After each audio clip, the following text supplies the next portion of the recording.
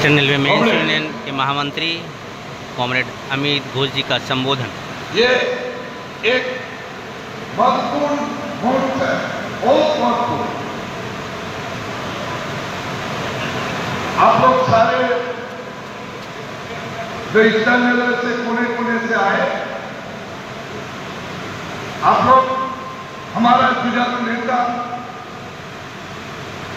हमारा all India railway men's federation का महामंत्री श्री गोपाल जी से का भाषण सुनेंगे। हम लोग के बीच में यूथ का आइकन, रेल सेविंग कर्मचारी का मोटिवेटर, एनआरएलयू का नेशनल रेलवे मजदूर यूनियन का जनरल सेक्रेटरी, एआईआरएफ का SN general secretary comrade Felu की नायक, फेलू जी नायक दिखाई दे रहा है।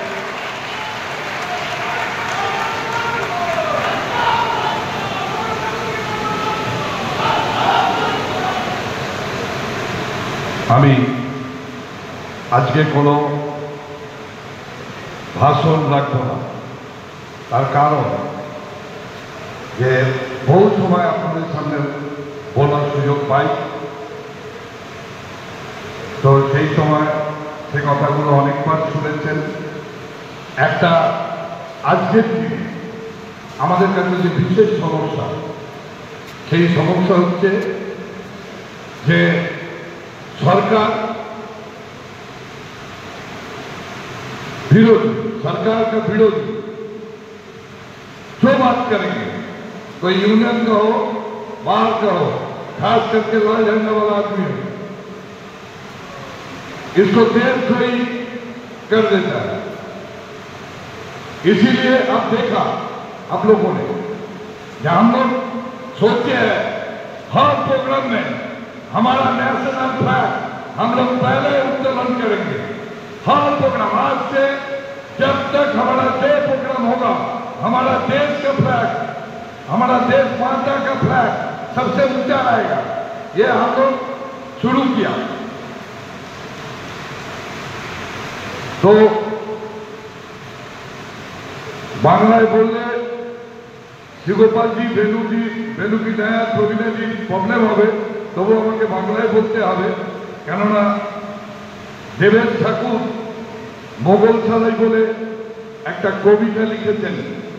এই কবিতাটা যেই শেষ হবে, ছোট্ট কবিতা, সঙ্গে সঙ্গে আমাদের জাতীয় সঙ্গীত বাজবে। সবাইকে বলবো উঠে দাঁড়াবে।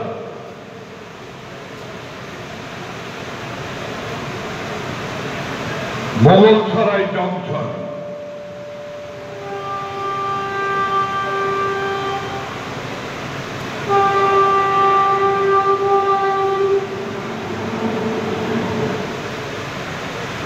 রাত তখন 2:10। ট্রেন থেকে প্ল্যাটফর্মে নামলেন একজন বৃদ্ধ। তার পরনে একটা কটি বস্ত্র, ট্রেনের টিকিট। তাকে জিজ্ঞেস করলেন, আপনি কি? আপ কোন হ্যাঁ? বৃদ্ধ বললেন, আইএম। চিঠি বুঝতে পারলেন না, আবারও জিজ্ঞেস করলেন, আপ কাহা যাएंगे? বলেন, আইএম। আপনার টিকিট কোথায়? বৃদ্ধ আবার বললেন, আইএম। চিঠি আবারও বুঝতে পারলেন না। তারপর রাষ্ট্রনায়করা যা করেন, তার কোনো দায়িত্ব সেই চিঠি নিলেন না, নিয়ে গেলেন সোজা ঊর্ধ্বতন কর্তৃপক্ষের কাছে। ঊর্ধ্বতন কর্তৃপক্ষ তাকে মাথা থেকে পা পর্যন্ত পরখ করে জিজ্ঞেস করলেন, আপনি কে? বাঙালি, বিহারি, রাজস্থানী, কন্নড়, মালায়ালা? বৃদ্ধ বললেন, আইএনএ। আবার বুঝতে পারলেন না, আবারও জিজ্ঞেস করলেন, আপনি কে? বড়, কামতাপুরি, খালিস্তানি? বৃদ্ধ বললেন, INA।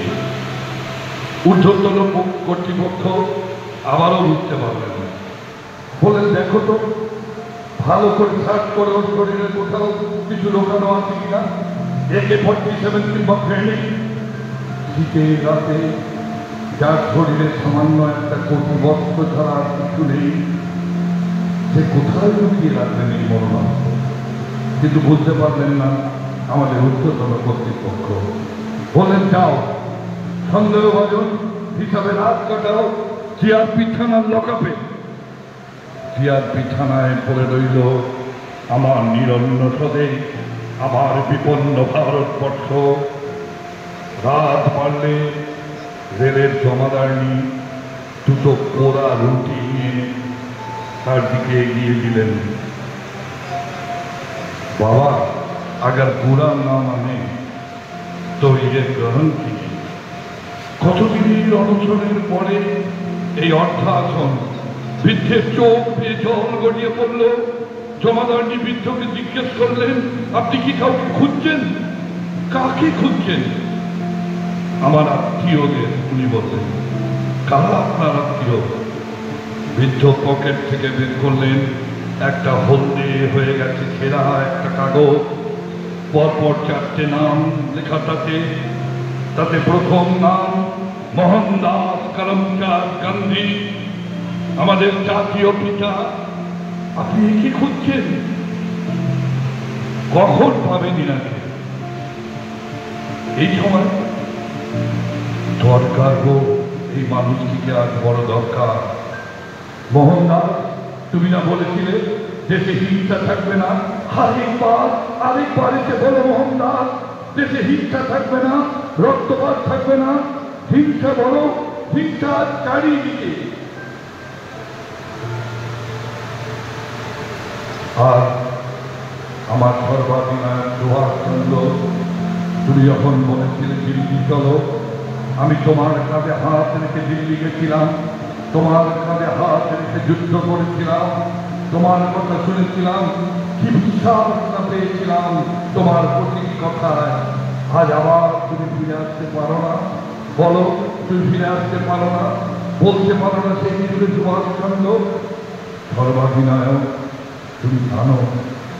তুমি জানো আমি যখন লোকের সামনে গিয়ে বলি INA, লোকে আমার দিকে কাদা ছড়ে অসম্মান করে, যেন কোন অসম্মানিত ভবিতব্যের সেই প্রতিনিধি।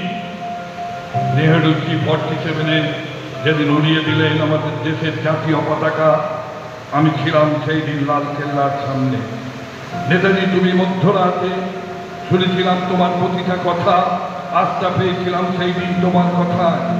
নেহেরুজি, তোমার কথার পর তোমার প্রতিশ্রুতির বহু বছর কেটে গেল, কই তোমার সেই প্রতিশ্রুতি? সব মানুষের জন্য শিক্ষা, স্বাস্থ্য, বাসস্থান এখন কোথায়? কাঁটায় কাঁটায় কণ্ঠকাঠিত। এখনো বেশিরভাগ মানুষ ফুটপাতে রাত কাটায়। এদিকে মানুষের চোখের ব্যাংকে কোটি কোটি টাকা, অন্যদিকে বিপন্ন নিরবতা। এবার জিআরপি থানার লকআপের ফাটকের দরজাটা খুলে দেওয়া হলো। বৃদ্ধ বাইরে এলেন। বাইরে এসে দেখলেন চারিদিকে সুদূরের লাইন, উত্তরে, দক্ষিণে, পূর্বে, পশ্চিমে। কোথায় যাবে? পথ কোথায়? খোয়াভরি। এই জমাদারি সত্য ছেলেটা এসে বৃদ্ধের হাত চেপে ধরলেন, বললেন, আও মেরা ঘর, হামারা ঘর। কোথায় তোমার ঘর? শিশুপুত্র দোয়ার সামনে মেরে দিয়ে বলল, হিন্দুস্থান। বৃদ্ধ দেখছেন পূর্ব আকাশ লাল হয়ে উঠছে, সূর্য উঠছে, তার রক্তিম আভা ছড়িয়ে দিচ্ছে। হে নতুন আলো, হে নতুন দিশা।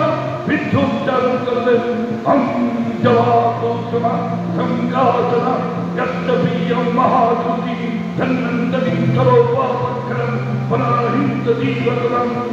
এই দিবাকর হে জ্যোতির্ময় নবী, আরো আলো দাও, আরো পানি দাও, ইচ্ছা দাও। রবির কথা বলতে বলতে মনে করে গেল আরেক রবি ঠাকুরের কথা। তিনিও বলতেন, মনুষ্যত্বের জয় হবে, মানবতার জয় হবে। স্থির বিশ্বাস এখনো জয়ধ্বনি শোনা যায় চারিদিকে। শোনো, শোনো সেই জয়ধ্বনি, শোনো, শোনো সেই জয়ধ্বনি।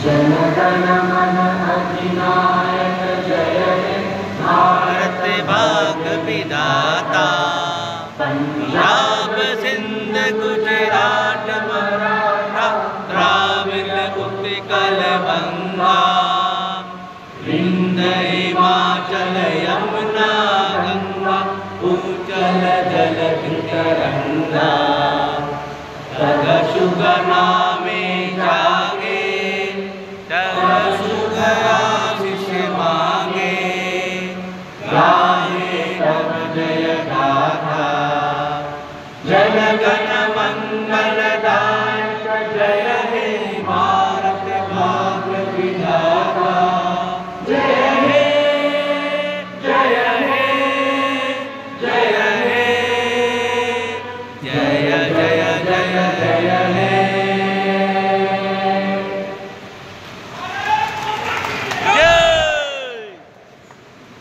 বিপ্লব দীর্ঘজীবী হোক। আমি স্লোগান দেবো, আপনারা গলা মেলাবেন।